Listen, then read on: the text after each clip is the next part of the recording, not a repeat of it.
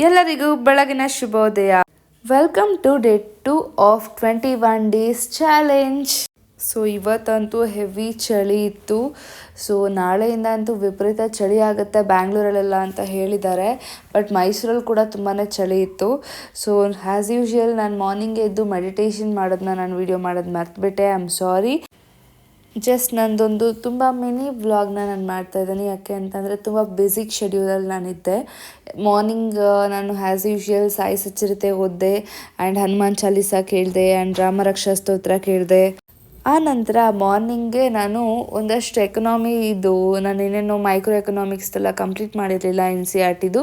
So ಬರೀ ಬುಕ್ನ ಓದಿದೆ. ಸೊ ಅದರಿಂದ ಒಂದು ನೋಟ್ಸ್ನ ಮಾಡಿದೆ. ಸೊ ಆ ನೋಟ್ಸ್ನ ಮಾಡಿ ಮತ್ತೆ ರಿವಿಷನ್ ಮಾಡಿದೆ. ಸೊ ಮಾರ್ನಿಂಗ್ ನಾನು ಅರೌಂಡ್ 4 hours ಓದಿ ಮತ್ತೆ ನನಗೆ ಮಧ್ಯಾಹ್ನ ಆಚೆ ಕಡೆ ಕೆಲಸ ಇತ್ತು ಅಂತ ಕೆಲಸಕ್ಕೆ ಹೋಗಿ ಮತ್ತೆ ಬಂದು ಈವ್ನಿಂಗ್ ಓದ್ಲಿಕ್ಕೆ ಸ್ಟಾರ್ಟ್ ಮಾಡಿದೆ. ಸೊ ನನಗೆಲ್ಲ ನೀಟಾಗಿ ಕವರ್ ಮಾಡಲಿಕ್ಕಾಗಲಿಲ್ಲ ವ್ಲಾಗಲ್ಲಿ. ಸೊ ನೆಕ್ಸ್ಟಿಂದ ನಾನು ಎಲ್ಲೆಲ್ಲಿ ಹೋಗ್ತೀನಿ, ಏನೇನು ಕೆಲಸ ಮಾಡ್ತೀನಿ ಆದಷ್ಟು ನಾನು ವೀಡಿಯೋನಲ್ಲಿ ಕವರ್ ಮಾಡ್ಲಿಕ್ಕೆ ಟ್ರೈ ಮಾಡ್ತೀನಿ. ಆ್ಯಂಡ್ ಈ ಒಂದು 21 ಡೇ ವ್ಲಾಗ್ ಯಾಕೆ ನಾನು ಮಾಡ್ತಿದ್ದೀನಿ ಅಂತ ಅಂದರೆ just to give hers a productive day. And ಆ ಪ್ರೊಡಕ್ಟಿವ್ ಡೇನಲ್ಲಿ ಪ್ರೊಡಕ್ಟಿವ್ ಸ್ಟಡಿ ಇರಬೇಕು. ಆ್ಯಂಡ್ ಪ್ರೊಡಕ್ಟಿವ್ ಡೇ ಅಂತಂದರೆ ಒಂದು ಮೆಂಟಲ್ ಪೀಸ್ ಇರಬೇಕು ಆ್ಯಂಡ್ ಫಿಸಿಕಲಿ ಹೆಲ್ದಿ ಆಗಿರಬೇಕು. ಆ್ಯಂಡ್ ಎಲ್ಲ ಥರನೂ ಚೆನ್ನಾಗಿದ್ದಾಗ ಮಾತ್ರ ನಾವು ಏನೇ ಆದರೂ ಒಂದು ಲೈಕ್ ಈಗ ಎಕ್ಸಾಮ್ಸ್ಗೆ ನಾವು ಓದ್ತಿದ್ದೀವಿ ಅಂದರೆ 100% ನಮಗೆ ಕೊಡಲಿಕ್ಕಾಗೋದು. ಸೊ ಈ 21 ಡೇಸಲ್ಲಿ ನಾವು ನಿಧಾನಕ್ಕೆ ಏನೇನು ಕಲ್ತ್ಕೊಂಬರ್ತೀವಿ ಆ್ಯಂಡ್ ಈ 21 ಡೇಸಲ್ಲಿ ನಾವು ಯಾವ ರೀತಿ ಒಂದು ಬೆಸ್ಟ್ ಹ್ಯೂಮನ್ ಬೀಯಿಂಗ್ ಆಗಿ ಟ್ರಾನ್ಸ್ಫರ್ ಆಗ್ತೀವಿ ಅಂತಂದರೆ, ಫಾರ್ ಎಕ್ಸಾಂಪಲ್ ಒಂದು ಸಕ್ಸಸ್ಗೆ ಅಂತ ನಾವೊಂದು ಮೋಟೋ ಅಂತೂ ಇಟ್ಕೊಂಡು ನಾವು ಓದ್ತಾ ಇರ್ತೀವಿ. ಸೊ ಅದಕ್ಕೆ ನಮಗೋಸ್ಕರ ನಾವು ಸಮಯ ಮಾಡಿಕೊಂಡು ಸ್ವಲ್ಪ ನಮ್ಮ ಹೆಲ್ತ್ ಬಗ್ಗೆನೂ ನಾವು ಯೋಚನೆ ಮಾಡ್ತೀವಿ. ಸೊ ಮೆಂಟಲಿ ಫಿಸಿಕಲಿ ಸ್ವಲ್ಪ ನಾವು ಏನೋ ಜಾಸ್ತಿ ನಮ್ಮದು ಪ್ರೋಗ್ರೆಸ್ ಕಾಣಲಿಲ್ಲ ಅಂತ ಅಂದರೂ ಅಟ್ಲೀಸ್ಟ್ ಸ್ವಲ್ಪ ಆದರೂ ಹೆಲ್ದಿಯಾಗಂತೂ ಇರ್ತೀವಿ. ಆ್ಯಂಡ್ ನೋ ಜಂಕ್ ಫುಡ್ ಅಂತ ಅಂದಾಗ ಡೆಫಿನೆಟ್ಲಿ ನಾವು ಕಾಯಿಲೆ ಬೀಳೋದು ತುಂಬ ಕಮ್ಮಿ ಆಗ್ತಾ ಹೋಗುತ್ತೆ. ಆ್ಯಂಡ್ ನೆಕ್ಸ್ಟ್ ಏನಂತ ಅಂದರೆ ಮೈಂಡ್ ಸೆಟ್ ಅಂತೂ ನಮಗೆ ತುಂಬ ನೀಟಾಗಿ ಆಗೋಗುತ್ತೆ. ಸೊ 21 ಡೇಸ್ ನಾವು ಯಾವುದಾದ್ರೂ ಒಂದನ್ನು ಲೈಕ್ ದಿನನಿತ್ಯ ನಾವು ಮಾಡ್ಕೊಂಡು ಹೋದರೆ, ಸೊ ಫಾರ್ ಎಕ್ಸಾಂಪಲ್ ಈಗ 6 AM ನಾನು ಫಸ್ಟ್ ಎಲ್ಲ ನಾನು ನೈಟ್ ಟೈಮ್ ಓದ್ತಾ ಇದ್ದೆ. ಸೊ ಇವಾಗ ನಾನು ಏನು ಮಾಡ್ತೀನಿ, 6 AM ಎದ್ಬಿಟ್ಟು ಓದೋದಕ್ಕೆ ಸ್ಟಾರ್ಟ್ ಮಾಡ್ತಿದ್ದೀನಿ. ಸೊ ಕನ್ಸಿಸ್ಟೆನ್ಸಿ ನಂಗೆ ಮೇಂಟೈನ್ ಆಗುತ್ತೆ. ಆ್ಯಂಡ್ ಮಾರ್ನಿಂಗ್ ಟೈಮ್ ಓದಿದಷ್ಟು ನಮಗೆ ಆ್ಯಕ್ಚುಲಿ ಸನ್ ಯಾವಾಗ ಎಷ್ಟೊತ್ತರೆಗೂ ಇರುತ್ತೋ ಅಷ್ಟೊತ್ತರೆಗೂ ನಮ್ಮ ಬಾಡಿಲಿ ಎನರ್ಜಿ ತುಂಬಾ ಇರುತ್ತೆ. ಆ್ಯಂಡ್ ಯಾವಾಗ ಈವ್ನಿಂಗ್ ಆಗ್ತಾ ಅಂದರೆ ಸನ್ ಯಾವಾಗ ಸೆಟ್ ಆಗೋದಕ್ಕೆ ಮೀನ್ಸ್ ಸೂರ್ಯ ಮುಳುಗೋದಕ್ಕೆ ಸ್ಟಾರ್ಟ್ ಆಗುತ್ತೋ ಆವಾಗ ನಮಗೆ ಅಷ್ಟೊಂದು ಶಕ್ತಿ ಇರಲ್ಲ. ಸೊ ಅದಕ್ಕೋಸ್ಕರ ನಾನು ಏನು ಥಾಟ್ ಮಾಡಿದೆ, ಇನ್ಮೇಲೆ ಏನಿದ್ರು ನಾನು ಮಾರ್ನಿಂಗ್ ಟೈಮಲ್ಲೇ ಓದಬೇಕು ಅಂತ ಸ್ಟಾರ್ಟ್ ಮಾಡಿದೆ. ಸೊ ಈ ರೀತಿ ನನ್ನಲ್ಲಿ ಆಗ್ತಿರೋಂಥ ಚೇಂಜಸ್ ನಿಮಗೂ ಆಗ್ತಿದೆ ಅಂತ ನಾನು ಅನ್ಕೊತಿದ್ದೀನಿ.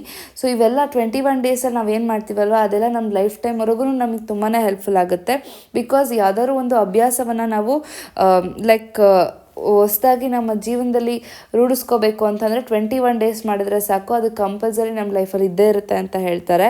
ನನಗಂತೂ ಆ್ಯಕ್ಚುಲಿ ವಿತಿನ್ 2 ಡೇಸ್ ನನಗೆ ಎಷ್ಟೋ ಸ್ಟ್ರೆಸ್ ಅಂತೂ ಕಮ್ಮಿ ಆಗಿದೆ. ಆ್ಯಂಡ್ ನನಗೆ ವರ್ಕ್ ಕೂಡ ಮಾಡಿಕೊಂಡು ಓದ್ತಿದ್ದೀನಿ ಅನ್ನೋ ಒಂದು ಸ್ಯಾಟಿಸ್ಫ್ಯಾಕ್ಷನ್ ಸಿಗ್ತಿದೆ.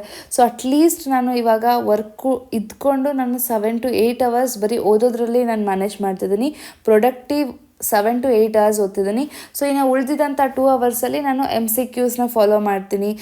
ಲೈಕ್ MCQs ಮತ್ತು ಇದು ಏನೇನೋ ಇರುತ್ತಲ್ವ, ಸೊ ಸುಮ್ಮನೆ ಒಂದಷ್ಟು ಟೆಸ್ಟ್ ಸೀರೀಸ್ ಥರ ತಗೊಳ್ಳೋದು ನೋಡೋದು. ಸೊ ಸುಮ್ಮನೆ ಆ ರೀತಿ ಎಲ್ಲ ಏನು ಗೂಗಲ್ ಮಾಡಿ ಎಲ್ಲ MCQsನ ನಾವೇ ಲೈಕ್ ಕೊಡ್ತೀವಲ್ವ ಆ ರೀತಿ ಅಟೆಂಪ್ಟ್ ಮಾಡೋದು. ಸೊ ಪ್ರೊಡಕ್ಟಿವ್ ಆಗಿ ಸ್ಟಡಿ ಅವರ್ಸ್ ನಾವು 10 hours ಕೂತ್ಕೊಂಡ್ರು ಕೂಡ ಅದರಲ್ಲಿ 8 hours ನಮಗೆ ಓದಲಿಕ್ಕಾಗೋದು. ಸೊ ಆ ರೀತಿ ನಾನು ಎಕ್ಸ್ಪ್ಲೈನ್ ಮಾಡ್ತೀನಿ ಅಷ್ಟೇ. ಮೊದಲನೇದಾಗಿ ನಾವು ಈ ರೀತಿ ಎಲ್ಲ ಮಾಡ್ತಿರೋದು ಮೇನ್ ನಮ್ಮ ಒಂದು ಮೈಂಡ್ಸೆಟ್ ನೀಟಾಗಿ ಸ್ಟೇಬಲ್ ಆಗಬೇಕು. ಆ್ಯಂಡ್ ನೈಟ್ ಟೈಮ್ ಓದೋದನ್ನು ಯಾಕೆ ಕಮ್ಮಿ ಮಾಡಿ ಅಂತ ನಾನು ಹೇಳ್ತಿದ್ದೀನಿ ಅಂದರೆ, ನಾನು ತುಂಬ ನೈಟ್ ಟೈಮ್ ಓದ್ತಿದ್ದೆ. ಬಟ್ ಏನಾಗ್ತದೆ ಅಂದರೆ ನೈಟ್ ಟೈಮ್ ನಾವು ಎಷ್ಟು ಓದ್ತೀವಲ್ವ ಅದು ನೈಟ್ ಟೈಮಿಗೆ ಮಾತ್ರ ಆ್ಯಕ್ಟಿವ್ ಆಗಿರುತ್ತೆ. ಸೊ ನಾವು ಆ ಟೈಮಿಗೆ ಸೆಟ್ ಆದರೆ ನಮ್ಮ ಎಕ್ಸಾಮ್ ಟೈಮಲ್ಲಿ ನನಗೆ ಸ್ವಲ್ಪ ಏರುಪೇರು ಅನ್ನಿಸ್ತು. ಅದಕ್ಕೋಸ್ಕರ ನೈಟ್ ಟೈಮ್ ಬೇಡ ಅನ್ನಿಸ್ತು. ಆ್ಯಂಡ್ ನಮ್ಮ ಬಾಡಿ ಎನರ್ಜಿನ ತುಂಬ ಚೆನ್ನಾಗಿ ಇಟ್ಕೊಳ್ಳೋದು ಮಾರ್ನಿಂಗ್ ಟೈಮ್. ಅದಕ್ಕೋಸ್ಕರ ಮಾರ್ನಿಂಗ್ ಟೈಮ್ ಓದೋಣ ಅಂದ್ಬಿಟ್ಟು ಮಾರ್ನಿಂಗ್ ಟೈಮ್ ಓದ್ತಾ ಇದ್ದೀನಿ. ಆ್ಯಂಡ್ ಇನ್ನೊಂದೇನಂತ ಅಂದರೆ ಸ್ವಲ್ಪ ನಮಗೆ ಡಿಸಿಪ್ಲಿನರಿ ಬರುತ್ತೆ. ಸೊ ಮಾರ್ನಿಂಗ್ ಬೇಗ ಎದ್ದರೆ ಸೊ ಇರುತ್ತೆ ಎಲ್ಲ ಆಗುತ್ತೆ. ಆ್ಯಂಡ್ ನಾನು ನಿಮಗೆ ಈಗ ಆಲ್ರೆಡಿ ಹೇಳಿದ್ದೀನಿ UPSCಗೆ ಶಾರ್ಟ್ ಟೈಮ್ ಇವಾಗೇನು 5 months ಇದೆ. ಸೊ ಇದರಲ್ಲಿ ಯಾವ ರೀತಿ ಓದ್ಕೋಬೋದು, ಸೊ ಎಷ್ಟೆಷ್ಟು ದಿವಸ ಯಾವ್ಯಾವ ಸಬ್ಜೆಕ್ಟ್ಗೆ ಕೊಡಬೇಕು ಅಂತ ಅಂದ್ಬಿಟ್ಟು ಸೊ ಆ ವಿಡಿಯೋಸ್ನ ನೋಡಿ. ಸೊ ನಿಮಗೆ 100% ಹೆಲ್ಪ್ ಆಗುತ್ತೆ. ಅದಾದಮೇಲೆ ಆದಷ್ಟು ಅಟ್ಲೀಸ್ಟ್ ಯೋಗ ಮಾಡಿ ಇಲ್ಲ ವಾಕಿಂಗ್ ಮಾಡಿ. And every day minimum morning 2 minutes and evening 2 minutes meditation ಮಾಡಿ.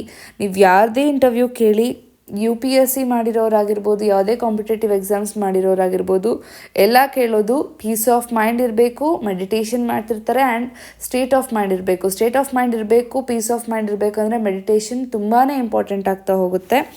ನನ್ನ ಮಿನಿ ವ್ಲಾಗ್ ಈಗ ಎಂಡ್ ಆಗ್ತದೆ. ಸೊ ನಮ್ಮ ಸಾಯಿ ದೇವ್ಸ್ ಚಾನಲ್ ಮೇಲೆ ನಿಮ್ಮೆಲ್ಲರ ಪ್ರೀತಿ ಇದೇ ರೀತಿ ಸದಾ ಇರಲಿ. ನಮ್ಮ ಸ್ಟಡಿ ವ್ಲಾಗ್ ನಿಮಗೆ ಇಷ್ಟ ಆಗಿದ್ದಲ್ಲಿ ಲೈಕ್ ಮಾಡಿ, ಶೇರ್ ಮಾಡಿ, ಕಮೆಂಟ್ ಮಾಡಿ, ಸಬ್ಸ್ಕ್ರೈಬ್ ಮಾಡೋದನ್ನ ಮರಿಬೇಡಿ. Thank you.